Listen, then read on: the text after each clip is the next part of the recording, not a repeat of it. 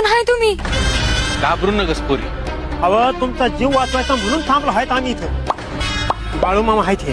मामा कशाला जीव वाचविला माझा? तुझं नाव नर्मदा नव? तुम्हाला कसं ठाव? अव बाळू मामा आहेत ते समजा ठाव आहे त्यासनी. मग मामा तुम्हाला मला काय बी सांगायची गरज नाही. सासू सासऱ्यांनी छळलं, नवऱ्यानं घराच्या बाहेर काढलं नव?